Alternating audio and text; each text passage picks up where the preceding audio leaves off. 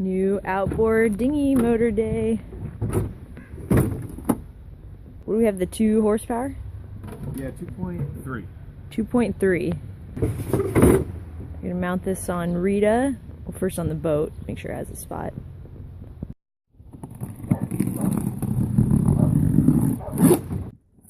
It's well packaged. Brand new spiffy. Look at that. It's pretty light. How many pounds is that? 25. Oh. Okay, so this is the new spot for the dinghy motor. And then we're just gonna get a plate. Make a plate. Oh, 8 with by 14, yeah. plywood. Marine grade plywood. The budget cruisers. Just like this one. Budget cruisers. Jenny's cutting out the dinghy motor mount.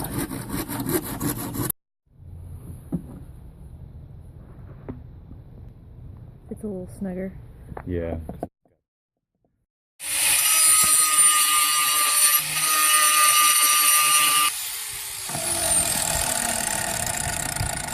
What's an angle grinder used for? Not doing this.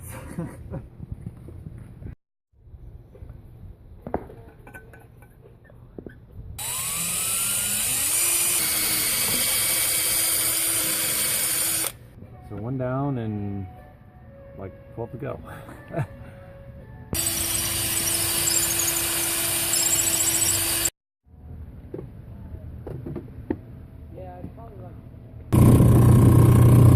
First dinghy ride with the new motor. Great, putting away.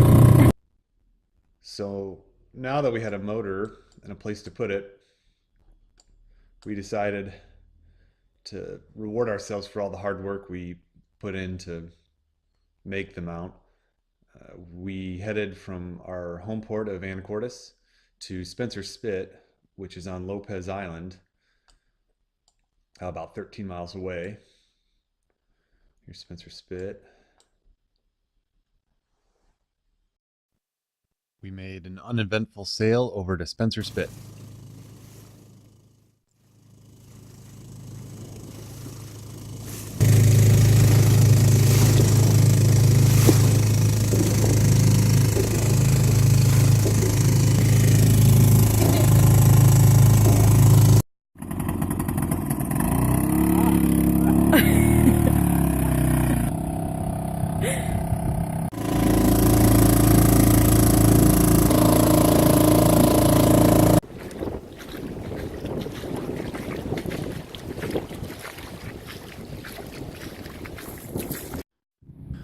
So this is taken at high tide, and notice how much water there is between the boat and shore. And when we wake up in the morning, it'll be low tide, and it's much different.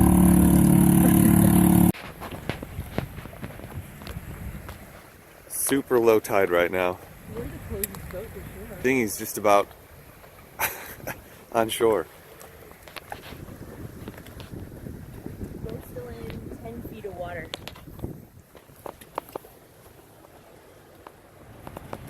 We are insanely close to shore.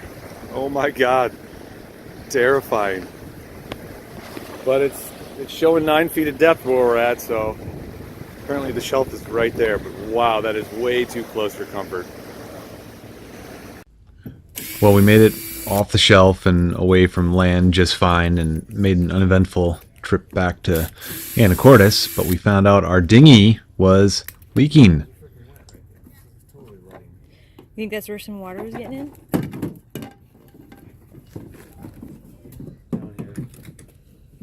Found out our dinghy was taking on water while we were out. So we're finding some of these screws. What's this? What is that? It's a nail. You just pulled that out?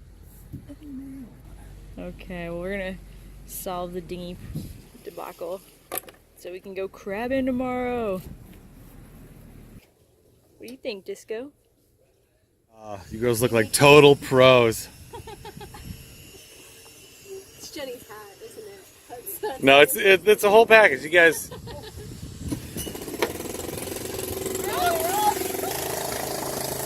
See ya. hauling our loot. What do we say? Four Dungeness and one rock crab. It's a good day. Good day crabbing here in the Pacific Northwest. Wow, Oh, nice perfect. job. Ooh.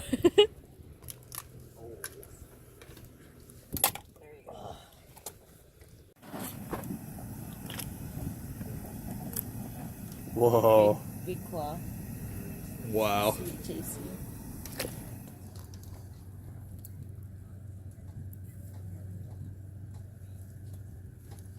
Oh, we feasted on those crabs. It was super fun catching them and cooking them up right there on the dock. Super fresh.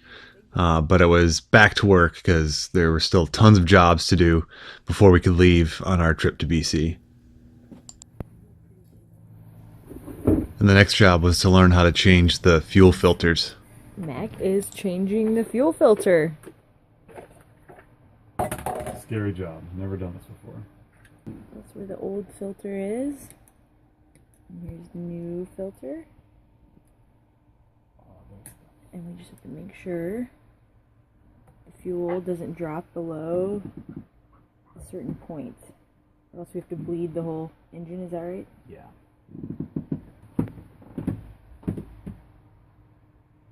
Okay, so now we are going to, this is the bleeder line. So we've got this thing all connected. Now there's a bunch of air because this thing is empty. You know, the other one was full of fuel. Mm-hmm. This one is now empty and has air in it. We got to bleed that air out, and we do that by pumping some diesel in and cracking this. Okay, so now I guess we have to pump this a lot. Oh, there's a little pump down there. Yeah, this is like a little manual fuel pump, so. How do you know how much goes in? So basically this is like this is slowly getting filled up, and then the air is being displaced by diesel, and then the last of the air, hopefully, is going to come out of this little thing, and that's when we know. Well, basically we're going to start seeing diesel come out of this because all the air is. And then we tighten it down. And we tighten it down, Okay. and then we pray that the engine turns on.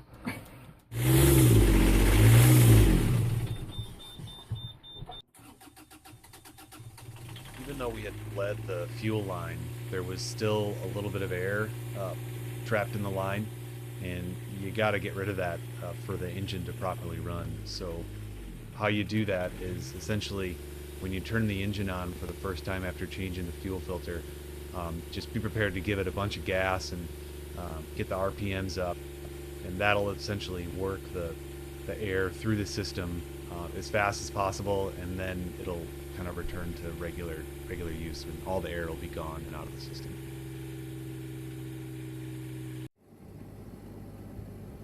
Well, that about does it for this episode. Thank you so much for watching here, and join us next time as we do the final preparations before we leave on our big Canadian adventure. So thank you very much for watching, and we will see you next time. Cheers.